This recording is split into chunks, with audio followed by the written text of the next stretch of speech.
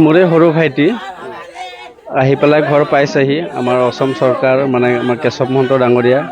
जिमानखिनि आमाक help करिसे help करार कारणे माने আজি केशव महंत नाथाका हले आमार सरू भाईटिटो तातेই गेली पछी থাকিলে হয়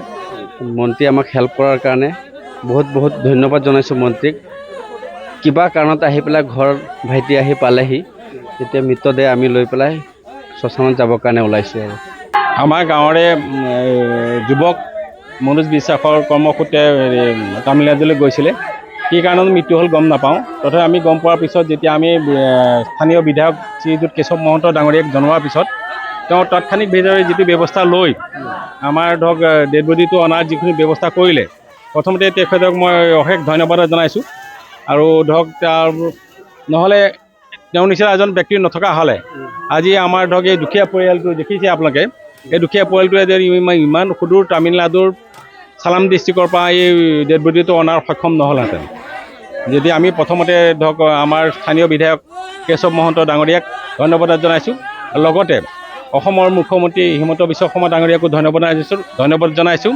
আৰু লগতে আমাৰ ধৰক আপোনাৰ কলিয়াবৰ কৈতল থানাৰ OC ছাৰ আমাৰ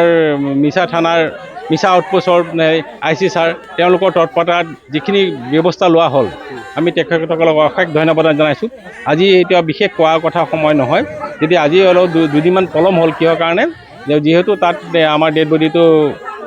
যিটো আইডেণ্টিফাইড কৰা মানে ৰিচিভ কৰাৰ কোনো এজন ব্যক্তি নাছিল তেওঁলোকৰ গাৰ্জেন নাছিলে গাৰ্জেন নথকাৰ কাৰণে অলপ পলম হৈছে তথাপিতো যি হওক পলমকৈ হ'লেও আজি আহি আমাৰ ইয়াত পোৱাৰ কাৰণে আমি অসম চৰকাৰ লগতে আমাৰ ধৰক স্থানীয় বিধায়ক কেশৱ মহন্ত ডাঙৰীয়া আৰু প্ৰশাসনক আমি অশেষ ধন্যবাদ জনাইছোঁ।